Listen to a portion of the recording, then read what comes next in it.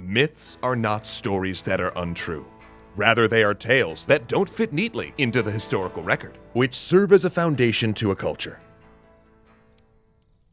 In the days before Adam and Eve, before the invention of writing itself, there were different gods than the ones we know today, older gods. In the beginning, when neither the heavens above nor the earth below had a name, there was nothing but void, water, and chaos. One day, the waters separated into sweet fresh water and briny water full of salt. But these waters were more than mere matter, for they were the first of the gods.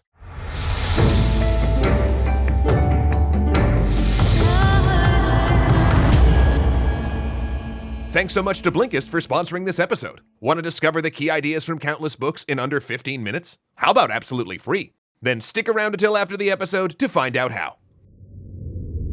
When the waters divided, the sweet became the primordial Apsu, and the salty became Tiamat, goddess of chaos.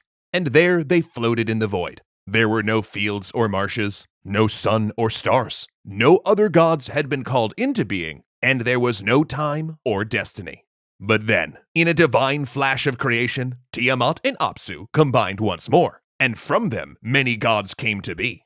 First came the twins Lamu and Lahamu, then Anshar and Kisar were created. Time began to flow, and the days grew long.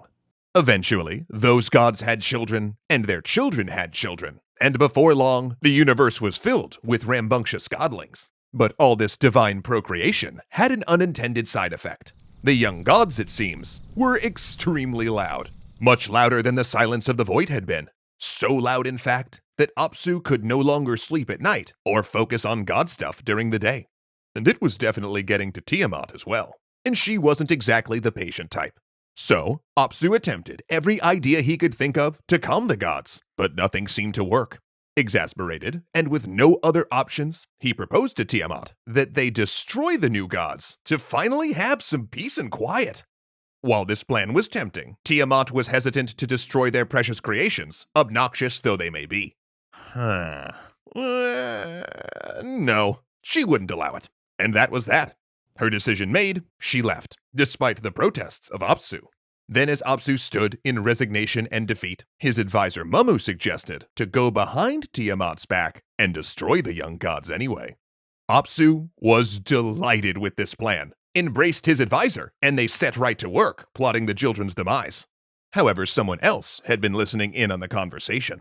Enki, god of wisdom and mischief, and he made a little plan of his own. That night, he cast a sleeping spell on Apsu. Then the next day, when Mummu came to wake him, he found that he could not. And at that moment, Enki leapt from the shadows, struck Apsu down, killing him and imprisoning Mummu for his treachery.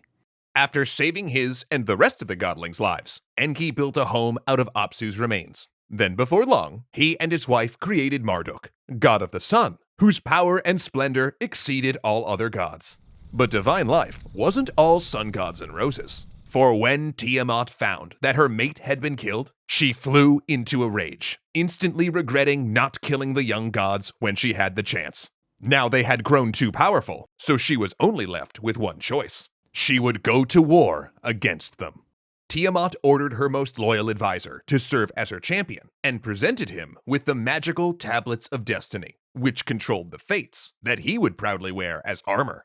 Then, she summoned hurricanes and forged unbreakable weapons, and she created hideous serpent monsters with razor-sharp teeth, whose bodies were filled not with blood, but with poison.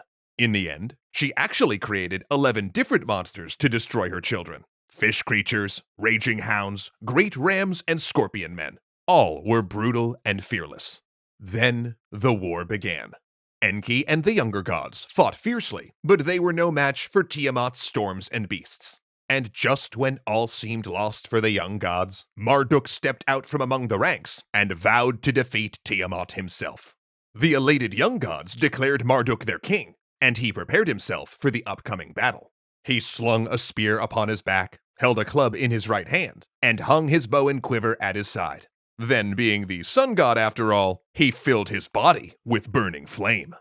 As he stepped out to face Tiamat, he created a net out of the 4 winds and trapped her within it. She struggled and roared, but could not escape the snare. And with Tiamat trapped, Marduk then challenged her champion, easily slaying him and claiming the Tablets of Destiny for himself. Then he turned back to Tiamat, drew his bow, and fired an arrow which split the mighty god in two. Out of the eyes of the fierce goddess, great waters poured forth, creating the Tigris and Euphrates rivers, until Tiamat was no more. Taking a page from his father's book, Marduk then built the heavens and the earth from Tiamat's corpse. He bound the 11 monsters to his feet as a trophy, and then he set to work being the new king of the universe, assigning gods to different jobs and duties. Then once everyone had a chance to settle in, Marduk calls for a meeting with the god of wisdom, for he still has one problem left to solve: what to do with the gods who took Tiamat's side in the war. They discuss this matter for quite a long time, but eventually reach a decision. Tiamat's champion would be charged with treason, because there's a justice system now, and they would execute him. But from his blood, they would create humans, both to serve the gods and assist them in keeping order in the world. That way, Tiamat's chaos and destruction could never threaten anyone again. Though these gods' names aren't very common anymore, the echoes of them remain with us to this day. For instance, the scribes who wrote Genesis knew of these stories, and the similarities to another tale of a world brought into being out of the water and the void are plain to see. A god that separated water from water as creation began, who created the heavens and the earth. Sure, bud. Just if I'm ever being too loud, don't manifest an army of monsters to destroy me, okay? That wasn't an answer. As part of a channel that prides itself on the merits of discussing various topics in small, time-efficient chunks, I couldn't be more psyched to thank Blinkist for sponsoring today's episode, because they're an awesome resource that condenses the best insights from over 3,000 nonfiction titles into just 15 minutes. And with the ability to either read the highlights or have them read to you in a podcast-like format, it can help you learn at your own pace, anywhere. And one book on Blinkist I was really excited to learn about was The Design of Everyday Things by Don Norman. Because while I love learning about the psychology of design across mediums, I also sadly don't have enough time away from the YouTube minds to sit and read a 300-page book, even when I'm stuck between two glass doors, not knowing whether to push or pull. Design failure reference! Plus, the first 100 people to visit Blinkist.com/extra credits will get 1 week of unlimited access, absolutely free, and 25% off a full membership. So there's no better time than right now to get started learning about your next favorite topic fast.